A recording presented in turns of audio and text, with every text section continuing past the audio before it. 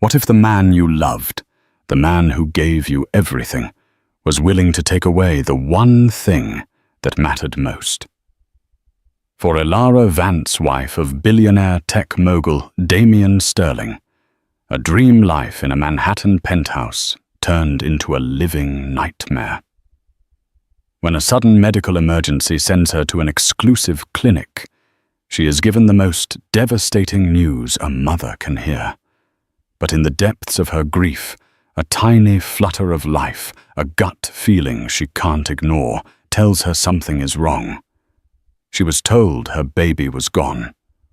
Her body and her instincts told her otherwise. This is the story of how one woman, armed with nothing but a secret recording and a mother's intuition, took on a powerful conspiracy to save the life of her unborn child. The city of New York glittered below their penthouse apartment like a carpet of scattered diamonds. From the 62nd floor of the Orion Tower on Central Park West, Elara Vance could watch the entire world unfold. The yellow cabs flowed like blood cells through the city's arteries. The park itself was a vast, dark, lung-breathing life into the concrete metropolis, and the distant hum of sirens was the city's constant rhythmic heartbeat. This was Damian Sterling's world, and by extension, it had become hers. Their life was a meticulously curated masterpiece of modern wealth. Damian, the founder and CEO of Sterling Dynamics, was a titan of the tech industry, a man whose ambition was as vast and imposing as the skyline outside their floor-to-ceiling windows. He had courted Elara with the same single-minded intensity he applied to a corporate takeover. She, a sharp and respected investigative journalist who had once specialized in unearthing corporate malfeasance, found herself captivated by his charisma, his piercing blue eyes that seemed to see right through her defenses, and the sheer force of his presence. He had promised her the world, and he had delivered it on a platinum platter. Now, at 7 months pregnant, Elara was carrying the heir to that world. A son. Damian had been ecstatic when they found out. He'd thrown a lavish party, flying in a Michelin star chef from Paris and filling their apartment with orchids and champagne. He'd held her close that night, his hand resting on her burgeoning belly, and whispered, "Everything I do, Elara, is for us, for our family, to build a legacy for him." But in the last few weeks, a subtle chill had crept into their gilded cage. It started after Damian's trip to Tokyo. He was in the final critical stages of a merger with Tanaka Heavy Industries, a colossal Japanese conglomerate. The deal was worth billions and would cement Sterling Dynamics as an untouchable global power. When he returned, the easy warmth in his eyes had been replaced by a strained, calculating focus. He was more distracted, his phone perpetually buzzing with encrypted messages. His nights spent pacing the length of their apartment, a glass of scotch in his hand. "Is everything okay with the merger?" Elara had asked one evening, rubbing the spot on her lower back that had begun to ache. Damian had stopped his pacing and forced a smile that didn't quite reach his eyes. "It's the deal of a lifetime, Ellie. That means lifetime pressure. Kenji Tanaka is traditional. He values stability above all else. Everything has to be perfect." He'd walked over and placed a cool hand on her stomach. "And soon it will be." His talk of perfection had begun to feel less like a promise and more like a threat. He became obsessed with her pregnancy. He'd overridden her choice of a well-regarded obstetrician at Mount Sinai, insisting she see his personal recommendation, a man named Dr. Alistair Finch, whose private clinic on the Upper East Side catered exclusively to the city's elite. The clinic was sleek and sterile, more like a luxury spa than a medical facility. And Dr. Finch, with his tailored suits and reassuringly deep voice, seemed more like a wealth manager than a physician. "Only the best for you and our son." Damien had said, and Ilara, wanting to believe in his devotion, had acquiesced. The first real tremor of fear struck on a Tuesday night. Ilara was reading in bed when a sharp, unfamiliar cramp seized her abdomen. It was brief, but intense enough to make her gasp. She tried to tell herself it was just Braxton Hicks, her body preparing for the main event, but a knot of anxiety tightened in her chest. She felt for the baby, for the familiar flutter or kick that had become her constant source of comfort, but there was only a tense stillness. She mentioned it to Damien when he came to bed an hour later, reeking faintly of expensive whiskey and boardroom tension. His reaction was immediate and, in hindsight, disproportionate. The carefully controlled mask of the CEO slipped, revealing a raw, almost feral panic. "A cramp. How bad have you been bleeding?" he demanded, his hands hovering over her belly as if he were afraid to touch her. "No, nothing like that. It's gone now. I got scared for a second." She tried to reassure him, but his panic was contagious. "No, we're not taking any chances," he declared, already pulling on his clothes. "I'm calling Dr. Finch. We're going to the clinic, now." "Damien, it's almost midnight," Ilara protested, feeling a surge of exhaustion. "I'm sure it's nothing. We can call in the morning." "No," he said, his voice leaving no room for argument. "We're going." The drive to the clinic was a blur of rain-slicked streets and tense silence. Damien gripped the steering wheel of his Tesla. His jaw clenched. Ilara tried to focus on her breathing, sending silent, desperate reassurances to the little life inside her. "It's okay. We're okay. Daddy's just worried, Doctor." Finch's clinic was eerily silent and dim when they arrived. A single nurse, a young woman with tired eyes who introduced herself as Lena, led them directly to an examination room. Dr. Finch was waiting, looking as if he had been pulled from a deep sleep, though his suit was as always immaculate. "Damien, Mrs. Sterling," he said, his professional calm doing little to soothe the frantic energy radiating from her husband. "Let's take a look and see what's going on." Ilara lay down on the examination table, the paper crinkling beneath her. The room felt cold, sterile. Damien stood beside her, his hand on her shoulder, but his touch felt proprietary, not comforting. Lena squirted the cold gel onto her stomach, and Dr. Finch began to move the ultrasound transducer over her skin. The silence in the room stretched into an eternity. On the screen, the familiar grainy black and white image of her womb appeared. Ilara held her breath, searching for the tiny flickering pulse of light that she knew so well. The rhythmic beat that had become the soundtrack to her life. But she saw nothing.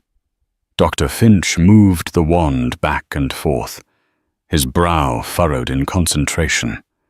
The silence deepened, pressing in on Ilara, thick and suffocating. She looked at Damien's face, which was a mask of strained concern. She looked at the nurse, Lena, who was staring intently at the screen, her own face pale. Finally, Dr. Finch sighed, a heavy theatrical sound that seemed to suck all the air from the room. He pulled the transducer away and wiped the gel from her stomach with a practiced, detached motion. He turned to her, his expression a perfect symphony of clinical sympathy. "Ilara," he began, his voice soft but firm. "I'm so sorry." The words hung in the air, unreal and monstrous. "There's no heartbeat." Ilara's world fractured. A roaring sound filled her ears, drowning out everything else. No, it wasn't possible. She had felt him move that very morning, a strong, definitive kick to her ribs as she was getting dressed. "No," she whispered, shaking her head. "No, you're wrong. Check again. Please." Damien's grip on her shoulder tightened. "Ellie, darling," he murmured, his voice thick with what sounded like grief. "Please," she begged Dr. Finch, tears now streaming down her face, blurring his composed features into a watercolor smudge. "He was kicking this morning. I felt him." Dr. Finch gave her a pitying look, the kind one gives to a hysterical child. "Elara, at this stage, the absence of a heartbeat is conclusive. The fetus is no longer viable. You've had what we call a missed miscarriage. The body hasn't expelled the pregnancy yet, but the life is gone." Each word was a physical blow. The life is gone. The phrase echoed in the hollow space that had just opened inside her. She felt Damien's arms wrap around her, pulling her into a hug that felt more like a restraint. She sobbed into his chest, her body racked with a grief so profound it felt like a physical tearing. Through her storm of sorrow, Dr. Finch's voice cut through calm and authoritative. "The most important thing now is to think about your health, Elara. We need to schedule a dilation and curettage procedure, a D&C, to remove the uterine contents and prevent any risk of infection or complications." "A procedure," she mumbled, her mind struggling to process the information through the fog of pain. "It's standard practice. We should do it as soon as possible. Tomorrow, if I can clear my schedule," Dr. Finch said, already glancing at a tablet held by the nurse. "Yes," Damien said immediately, his voice decisive. "Yes, whatever is best. We'll do it tomorrow. Book it, Alistair." Something in his quick agreement, his rush to fix the problem, snagged on the raw edge of her grief. A tiny discordant note in a symphony of sorrow. But she was too broken to question it. She was drowning, and the two men in the room were her only life rafts. She nodded numbly, allowing them to make the decisions to steer her through the wreckage of her world. They led her from the clinic like a sleepwalker, her mind a blank slate of shock and agony. The drive home was a mirror of the drive there, but this time the silence wasn't tense. It was funereal. The city lights mocking her with their indifferent brilliance. Her son was gone. The legacy Damien wanted to build had crumbled to dust before it had even begun. In the depths of her despair, she accepted it. She accepted the diagnosis, the pitying looks, the need for a procedure to erase the final traces of the life she had lost. She had no reason to doubt them. Not yet. The penthouse, once a symbol of her fairy tale life, had become a mausoleum. Every object was imbued with a ghostly presence. The tiny unopened box from Bergdorf's containing a pair of cashmere booties sat on the marble countertop like a miniature tombstone. The half-assembled crib in the nursery, a masterpiece of Scandinavian design that Damien had insisted on, loomed in the shadows of the doorway, a skeletal reminder of a future that had been stolen. Damien was the perfect caricature of a grieving husband. He moved through the apartment with a somber hush, speaking in funereal whispers. He brought her chamomile tea she didn't drink, and covered her with cashmere throws she didn't need. He answered the flood of calls from concerned friends and business associates with a beautifully tragic performance. "We're devastated," he'd say, his voice cracking with expertly modulated pain. "A terrible, terrible loss. Elara is resting. It's been a shock to her system." He was managing the situation. That's what it felt like. Not mourning, but managing. He was controlling the narrative, just as he controlled every other aspect of their lives. When Elara would break down into fresh waves of sobs, he would hold her, but his embrace felt scripted. He would murmur platitudes about their strength, about how they would get through this together. but his eyes were distant, already focused on the next step. The next action item on his list, the D&C. "The clinic called," he said softly on the afternoon before the scheduled procedure. He found her standing at the window, staring blankly at the unceasing river of traffic below. "Everything is set for 10 a.m. Dr. Finch has cleared his morning for you. He sends his deepest sympathies." "I don't want to go," Elara whispered, her voice raw. The thought of the cold, sterile room of the final clinical removal of her son sent a fresh spear of agony through her. Damien's face hardened for a fraction of a second before the mask of sympathy slid back into place. "Ellie, darling, we have to." "Doctor, Finch was very clear about the risk of infection. This is for your health now. It's the only way to move forward." Move forward. The phrase echoed in the empty chambers of her heart. How could she move forward when a part of her was being left behind, discarded as medical waste? That night, sleep was an impossibility. Damien, claiming he needed to deal with some urgent fallout from postponing his meetings, took a call in his study. The heavy oak door closed with a definitive click, sealing her into the cavernous silence of their bedroom. Alone, Elara curled on her side, one hand resting protectively on her still swollen belly. It felt like a cruel mockery, this physical evidence of a life that was no more. She thought of the name they had chosen Noah. It meant rest and comfort. She had loved the gentle strength of it. She whispered it into the darkness of final heartbreaking farewell. "Noah. Oh, Noah, my sweet boy. I'm so sorry. I love you so much." Tears rolled down her temples and into her hair. She pressed her palm harder against her skin, trying to memorize the feeling of the round, firm globe of her womb, the last physical connection she had to her son. And then it happened. It wasn't a gas bubble. It wasn't a muscle spasm or a phantom sensation born of desperate grief. It was a clear, distinct, and utterly undeniable movement. A little foot or an elbow rolling with purpose from one side of her uterus to the other.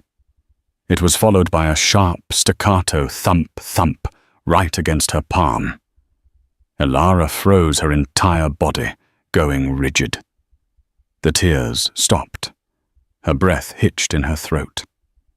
Her heart, which had been beating with a slow, mournful rhythm, suddenly began to hammer against her ribs. She waited every nerve ending alive, with a terrifying, electrifying hope. For a full minute there was nothing but the sound of her own frantic pulse in her ears. Did I imagine it? Am I losing my mind? And then another one. A solid, insistent kick high up near her ribs, the same spot he always kicked in the morning. It was real. The sensation was so powerful, so irrefutably alive, that it was like a bucket of ice water thrown on the fire of her grief. The sorrow didn't vanish, but it was instantly superseded by something else, something cold and sharp and dangerous clarity. Her mind, the analytical, investigative mind she had honed for years, roared to life. It began to slice through the fog of the last 24 hours, re-examining every detail with a terrifying new lens. The cramp. A single minor cramp. Not bleeding, no other symptoms. Was that truly enough to warrant a midnight rush to a clinic across town? Or was it merely the perfect pretext? The clinic. It had been empty. Utterly deserted, save for Dr. Finch and that one pale, nervous nurse. A high-end clinic on the Upper East Side on a Tuesday night should have had some staff. A receptionist, another doctor on call security. But it had been a ghost town prepared and waiting just for them. The diagnosis. Dr. Finch had been so quick, so certain. He'd barely looked at the screen before pronouncing the death sentence. The absence of a heartbeat is conclusive. But was it? Had he even tried to find it? Or had he simply known what he was supposed to say? The DNC. The rush. Damien's immediate, forceful agreement. Book it, Alistair. Not, are you sure? Not, can we wait and see? Just an immediate executive decision to remove the uterine contents, as if her son were a problematic line item on a balance sheet. And then the final damning piece clicked into place. Damien's words from the other night. Kenji Tanaka is traditional. He values stability above all else. Everything has to be perfect. A baby and heir should have been the very definition of stability. Unless the timing was wrong. A high-risk pregnancy, a demanding newborn. A wife whose attention was diverted from her role as the perfect corporate spouse during the most critical months of a multi-billion-dollar merger. Was that the imperfection Damien was so desperate to eliminate? The thought was so monstrous, so utterly evil, that Alara felt a wave of nausea. Could the man she loved, the father of her child, orchestrate a lie of such profound cruelty? Could he pay a doctor to pronounce their own son dead just to smooth the path for a business deal? She looked at her belly, at the spot where she could still feel the faint stirrings of life. The answer was a horrifying, soul-crushing yes. They weren't trying to help her recover from a miscarriage. They were planning to cause one. The DNC scheduled for 10 a.m. wasn't a medical necessity. It was an execution. A new feeling washed over her, eclipsing the grief and the shock. It was a cold, primal fury, the protective instinct of a mother bear whose cub is threatened. They had made a fatal error. They had underestimated her. They thought she was a fragile, grieving doll they could manipulate. They were wrong. She knew she couldn't confront them. Damien would dismiss her as hysterical. He would call Dr. Finch, who would calmly explain that phantom kicks were a common symptom of denial. They would sedate her for her own good and wheel her into that operating room. They would stop her son's heart, and no one would ever know. She needed proof. Undeniable, irrefutable proof. And then she remembered. Julian Croft, her oldest friend, a man who lived and breathed in the digital world of cybersecurity and counter-surveillance. They had worked together on an expose years ago. For her birthday last year, he had given her a gag gift that was also deeply practical for a journalist. It was a Mont Blanc fountain pen, elegant and weighty. "It's beautiful," she'd said. "But be careful," he'd winked. "The nib is mightier than the sword, and this one has a microphone that could pick up a whisper in a wind tunnel." She scrambled out of bed and went to her home office. Her hands shook as she rummaged through her desk drawer, past branded stationery and personalized thank you cards. There it was, nestled in its velvet box. The pen. Her weapon. Her mind was racing a plan forming out of the chaos. She had two objectives.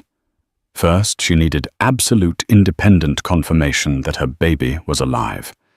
Second, she needed to get Damien and Dr. Finch to incriminate themselves.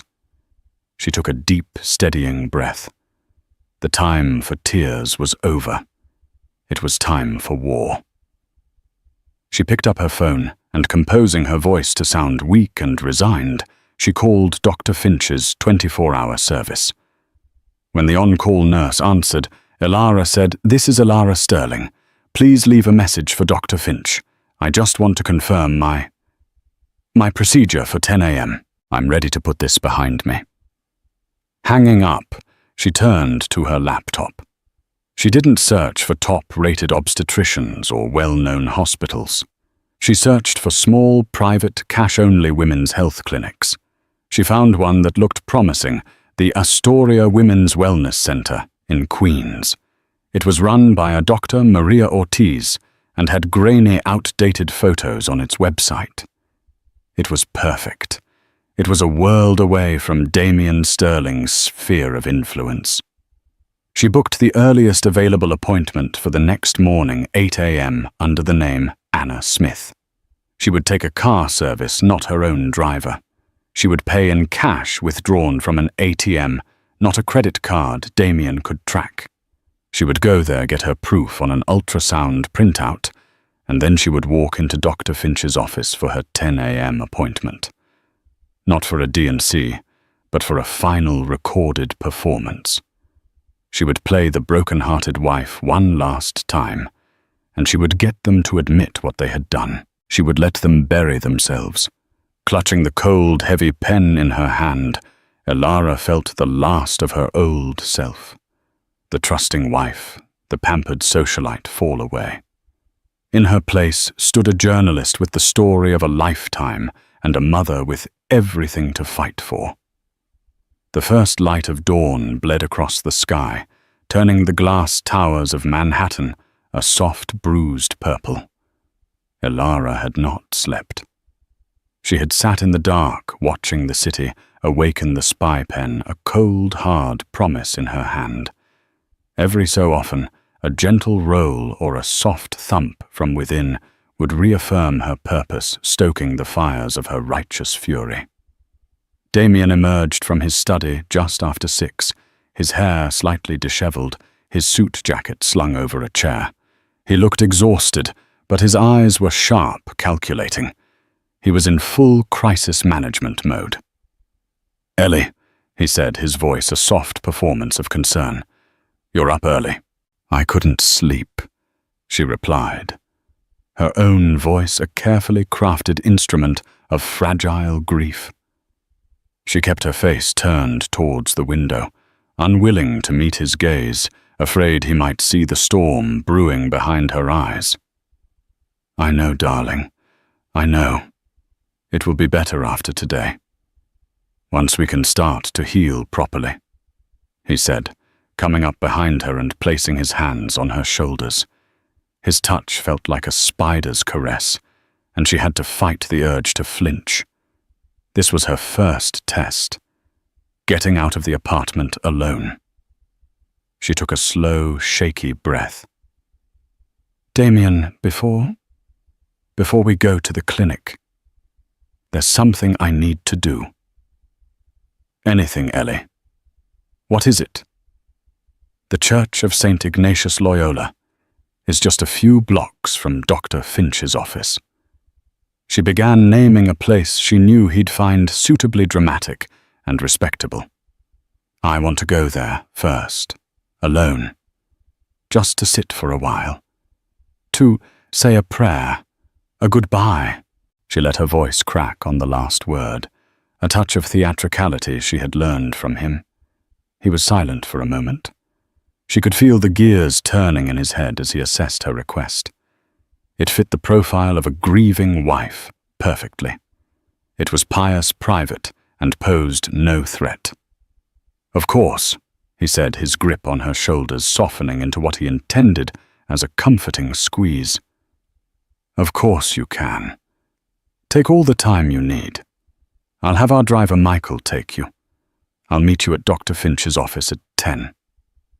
"No," she said a little too quickly, then softened her tone.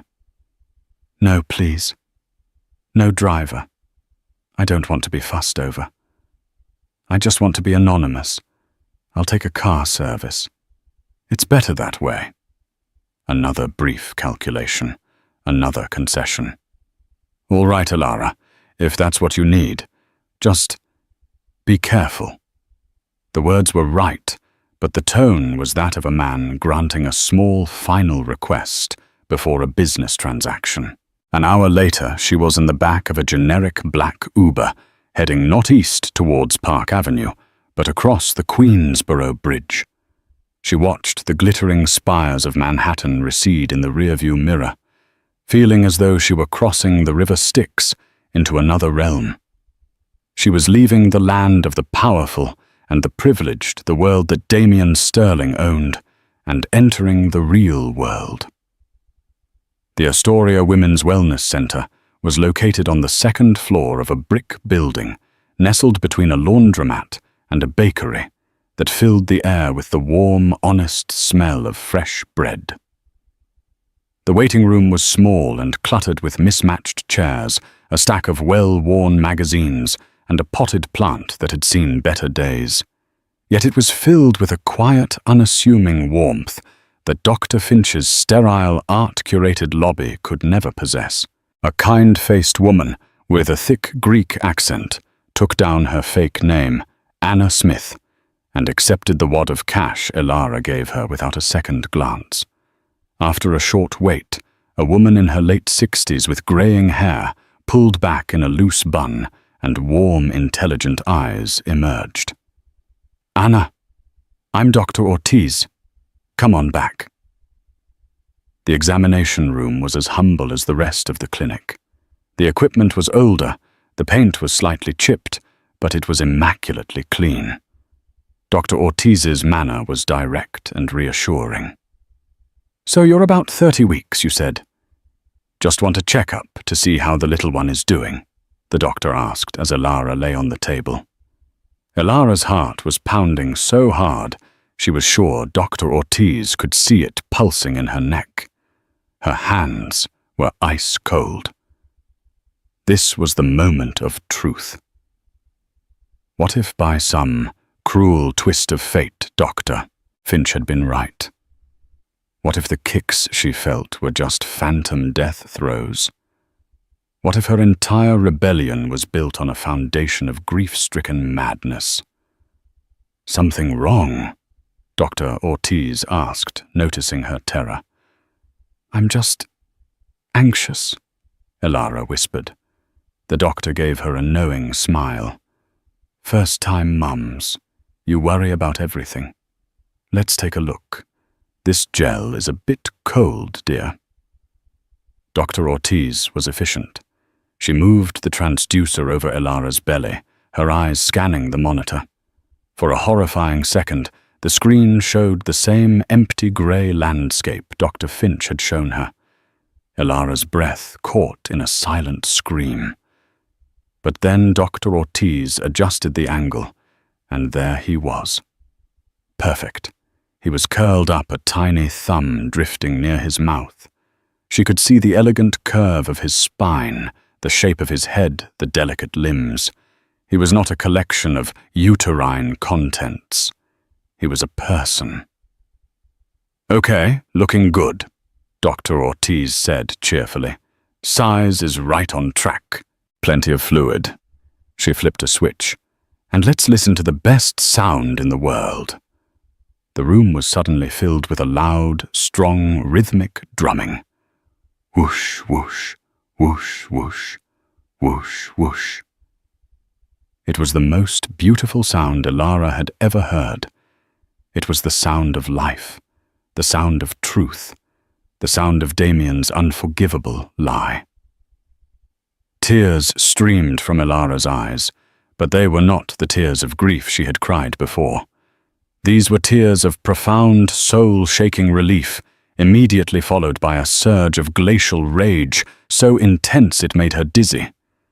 Dr. Ortiz, mistaking her tears for simple joy, beamed. There he is, a strong, steady 150 beats per minute, a perfect little athlete. She printed out a grainy thermal image from the machine. "Here you go, Mama, a picture for the baby book." Elara took the flimsy piece of paper, clutching it in her hand. It was her shield, her proof, her declaration of war.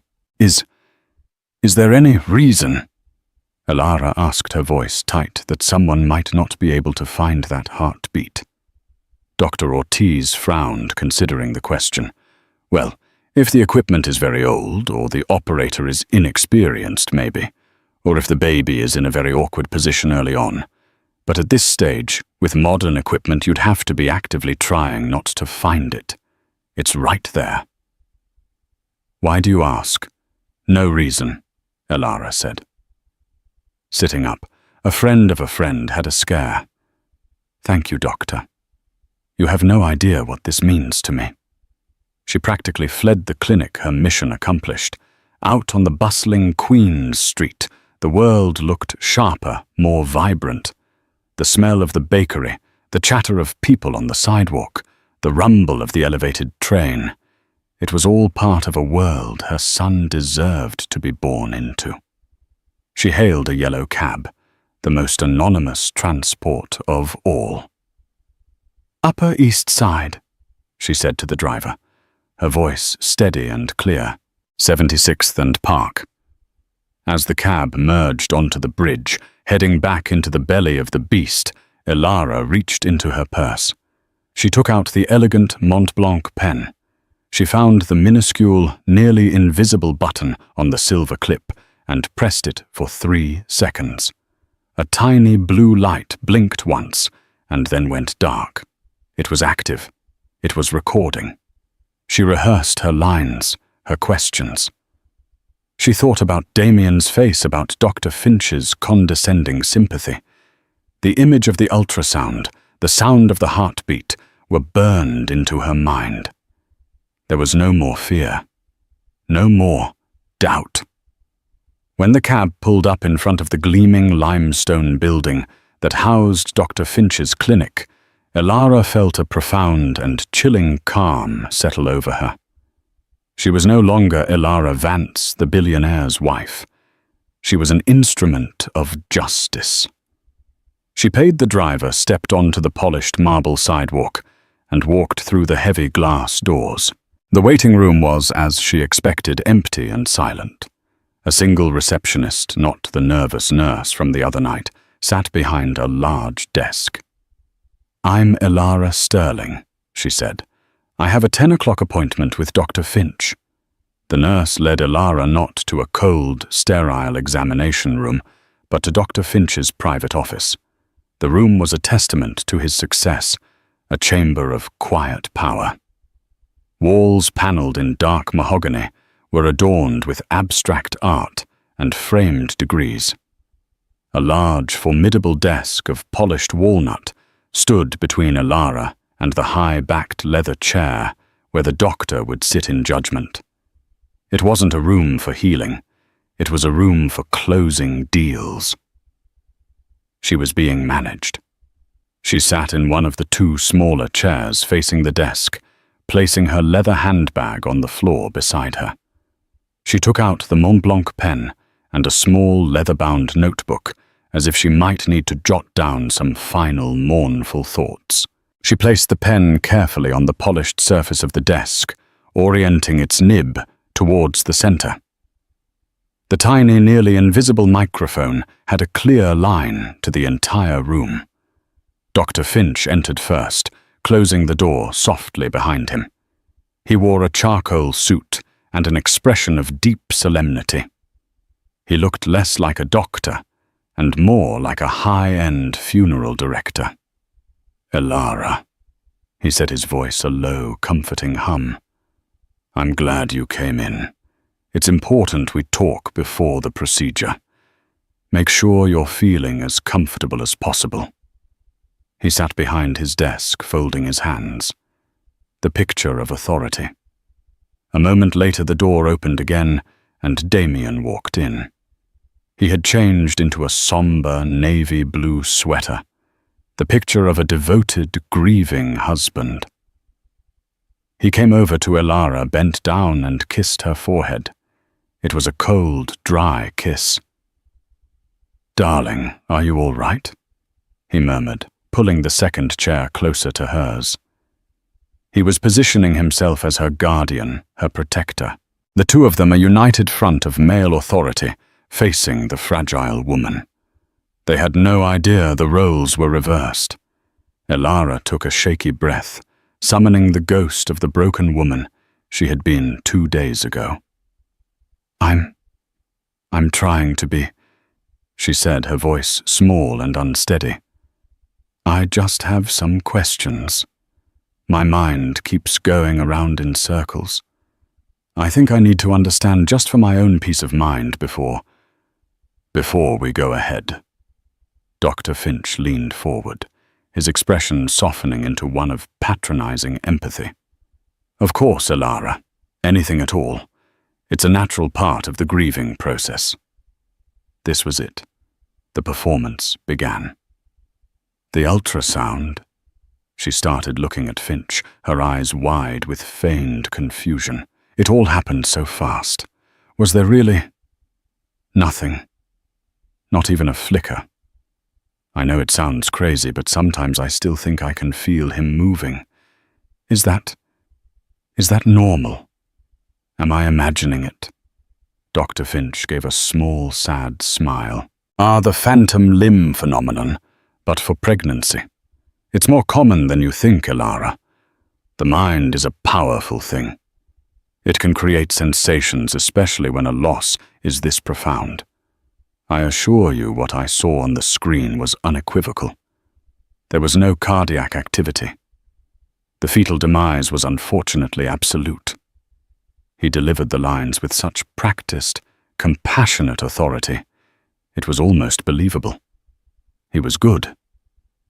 But Elara had the truth on a flimsy piece of thermal paper in her purse. "It's just, you were so certain so fast," she pressed, letting a tear roll down her cheek. She didn't bother to wipe it away. It felt like there was no hope.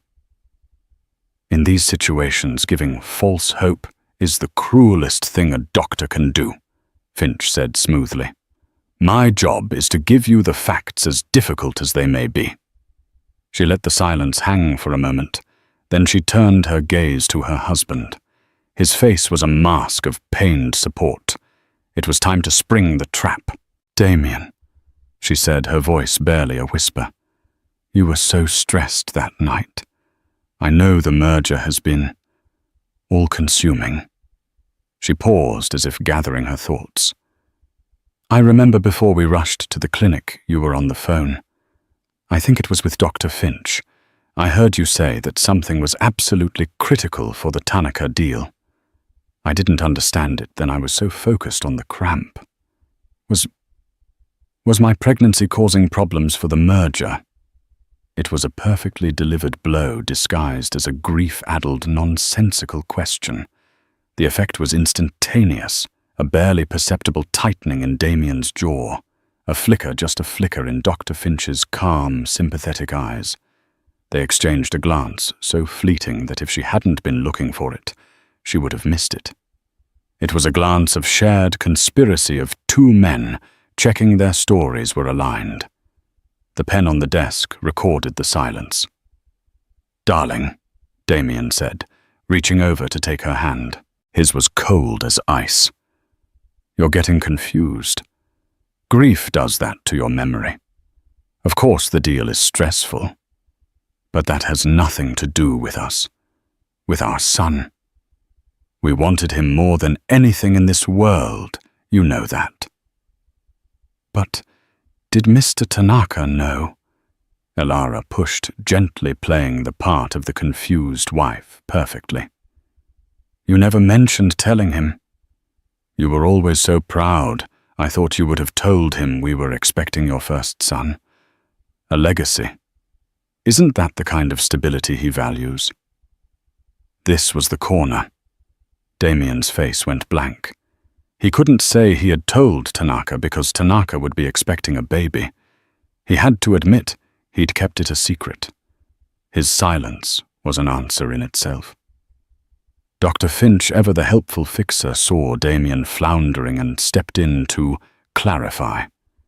It was the fatal mistake she had been counting on. "Elara," the doctor began, leaning forward as if sharing a gentle confidence. "What your husband is trying to navigate is a very delicate, high-stakes cultural negotiation.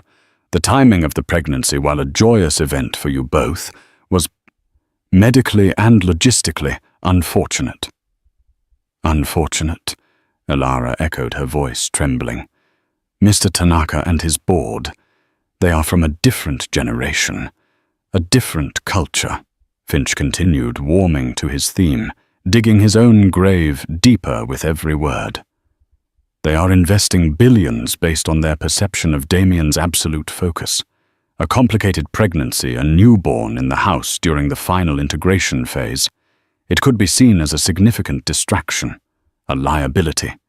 They want stability, and a new baby, paradoxically, can be a period of intense instability. The blood in Ilara's veins turned to ice. He was admitting it. He was giving her the motive on a silver platter. Damien, seeing the opening Finch had created, decided to reclaim control to frame their monstrous act as a noble sacrifice. "He's right, Ellie," Damien said, his voice now firm, decisive. "The CEO taking charge.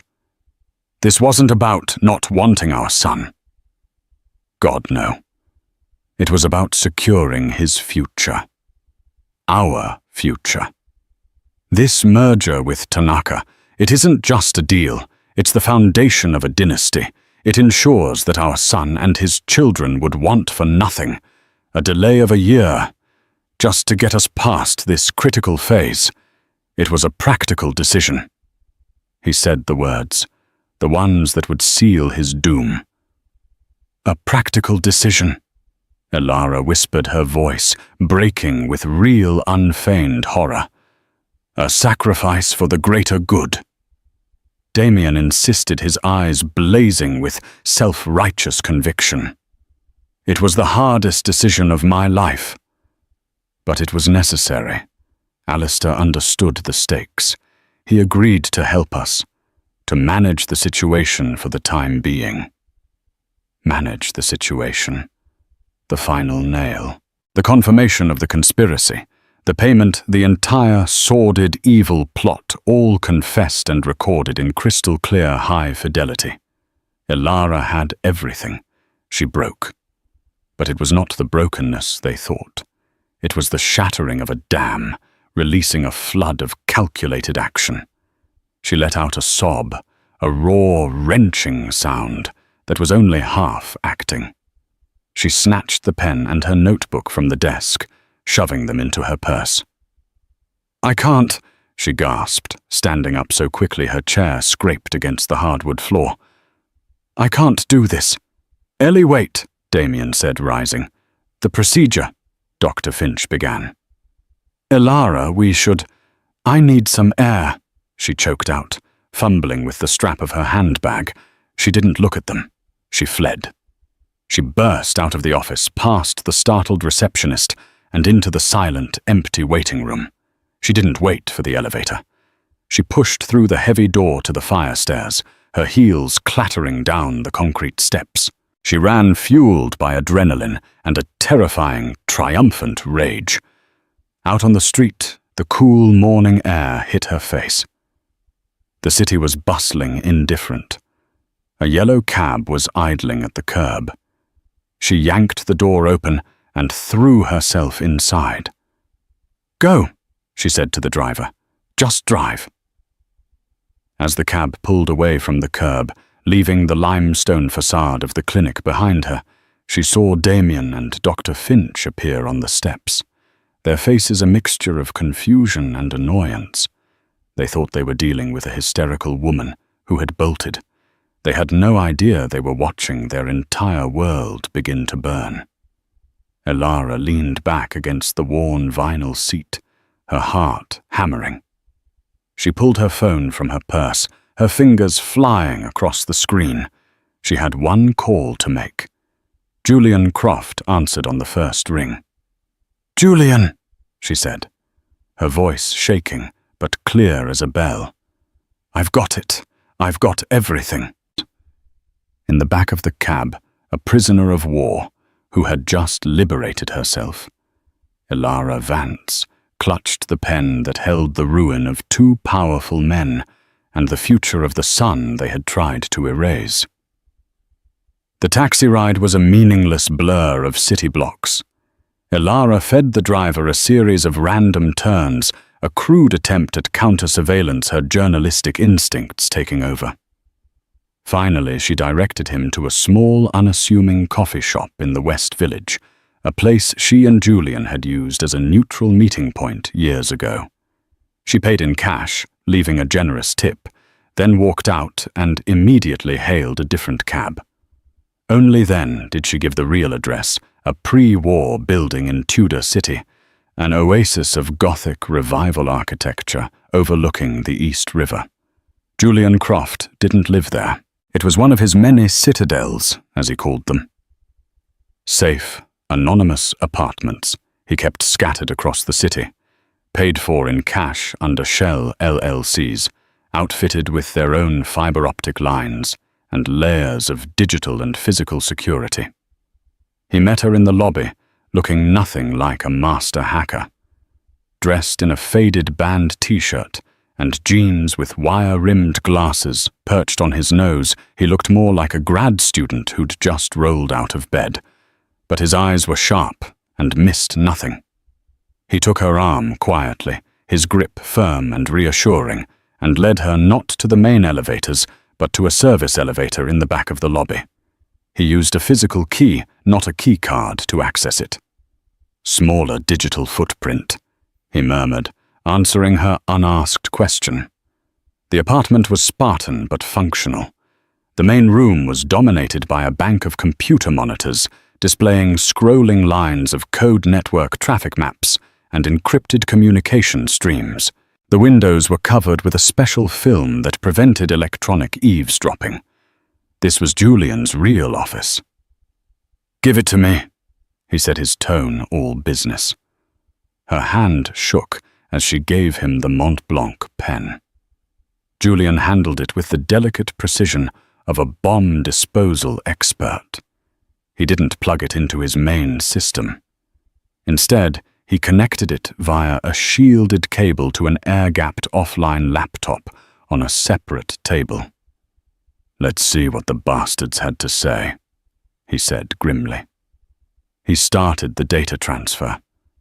A progress bar crawled across the screen. The silence in the room was absolute, broken only by the low hum of the servers. Elara paced the floor, her hand resting protectively on her belly. She felt the baby kick a small reassurance that all of this was real, that her fight was justified. Finally, the file was secure. Julian unplugged the pen and slid the laptop over to his main desk, connecting it to a set of high-fidelity speakers. "Ready?" he asked, looking at her. She nodded, bracing herself. He hit play. Dr. Finch's voice filled the room, a smooth, condescending baritone. A natural part of the grieving process. Then her own voice, small and trembling. "Sometimes I still think I can feel him moving." Hearing it was a surreal, out-of-body experience. She listened to Finch's confident dismissal of her son's life. The fetal demise was, unfortunately, absolute, and felt a fresh wave of rage. Then came Damien's voice, the voice that had once whispered promises of love in her ear, now pragmatic and monstrously cold. It was a practical decision, a sacrifice for the greater good. Alistair understood the stakes.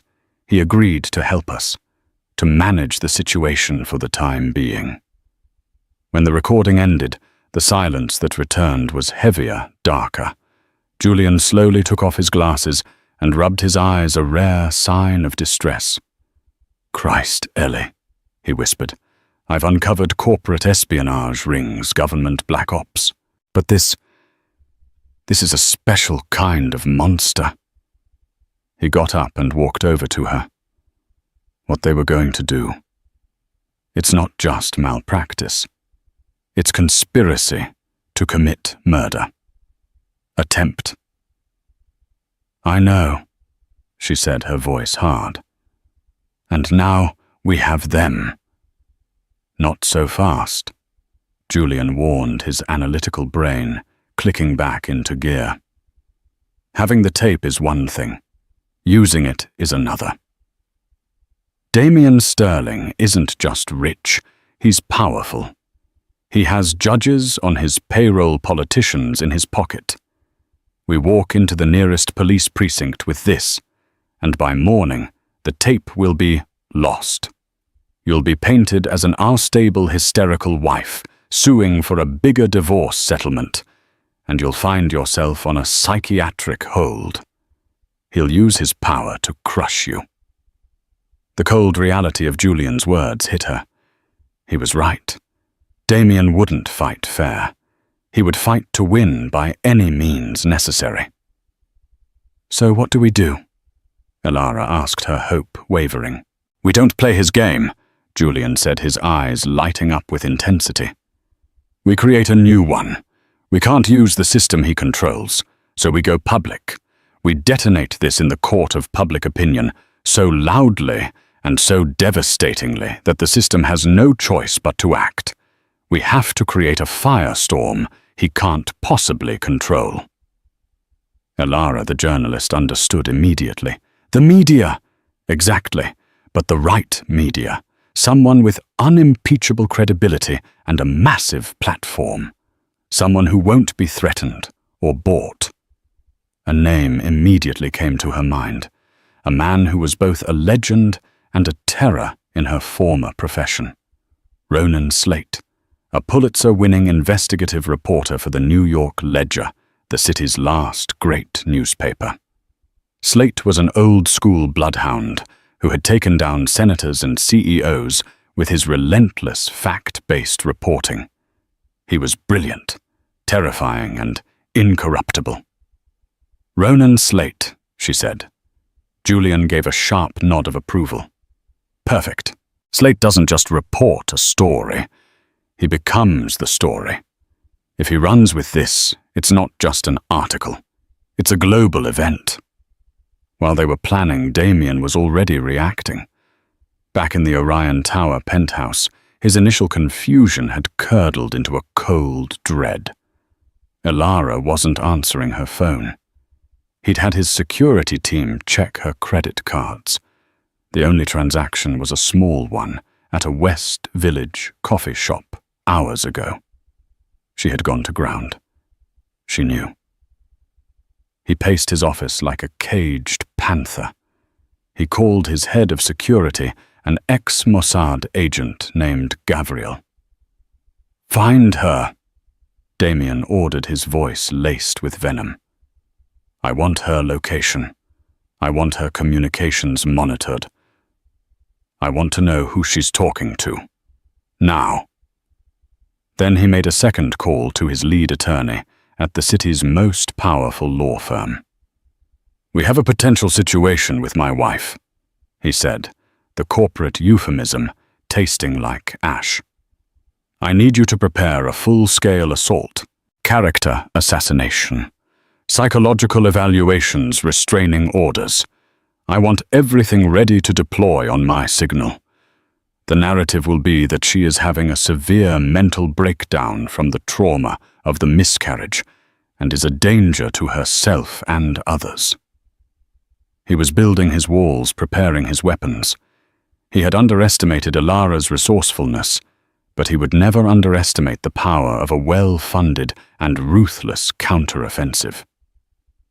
Back in Julian's digital fortress, Elara knew the clock was ticking. She had to move before Damien could frame the narrative. Julian was already making copies of the audio file, securing it in a dozen encrypted cloud servers around the world, and setting up a secure line for her to use. Are you ready to do this? Julian asked her, his hand hovering over the keyboard. Once you make this call, there's no going back. This is all-out war.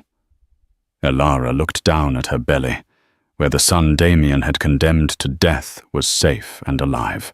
She thought of the cold kiss on her forehead, of the monstrous lie in his eyes. Her fear was gone, burned away by a cold and righteous certainty. I was made for this war, she said. Julian initiated the secure, untraceable call. Elara took the receiver. On the other end of the line, in the loud, chaotic newsroom of the New York Ledger, Ronan Slate picked up his phone. "Slate?" he barked into the receiver. "Ronan," Elara said, her voice steady and clear. "It's Elara Vance. We met a few years ago at the Polk Awards. I have a story for you. It's about my husband, Damien Sterling." There was a pause on the other end of the line. Slate was famously unembarrassed by big names. "I don't do society gossip, Vance." "This isn't gossip, Ronan," Elara said, her voice dropping to a steel whisper. "It's conspiracy to commit murder, and I have it on tape." The line was silent for a beat. She could almost hear the old reporter's ears prick up, could picture him leaning forward in his chair, the scent of a kill in the air. "I'm listening," Ronan Slate said. The first shot had been fired. Elara Vance's recording, unleashed upon the world by the press, created a firestorm that not even a billionaire could control. The story became a global symbol of the fight against hidden corruption and the incredible power of a mother's will.